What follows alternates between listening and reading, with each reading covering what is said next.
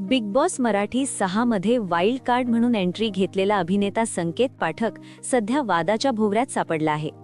घरामध्ये प्रवेश केल्यानंतर संकेतने आपण विवाहित असल्याचे उघड केले नव्हते.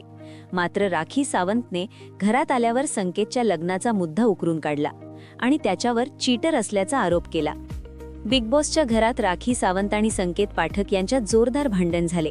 राखीला सर्वांसमोर असा दावा केला की संकेत विवाहित असूनही त्याने ही गोष्ट लपवून ठेवली आहे आणि तो घरातील मुलींशी फ्लर्ट करतोय.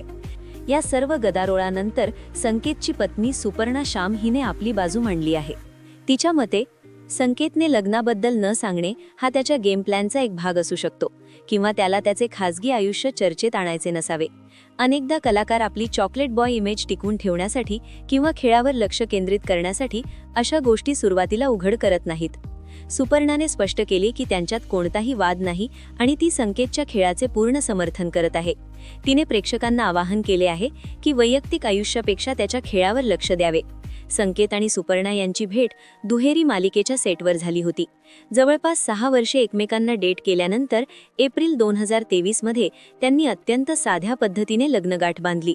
सुपर्णा ही देखील मराठी चित्रपटसृष्टीतील एक ओळखीचा चेहरा आहे. संकेत पाठकने लग्नाबद्दल लपवले असले तरी त्याच्या पत्नीच्या या खुलाशामुळे अनेक चर्चांना पूर्ण विराम मिळाला आहे. आता संकेत या आरोपांना घरात कशा प्रकारे उत्तर देतो आणि आपला गेम कसा पुढे नेतो हे पाहणे औत्सुक्याचे ठरेल.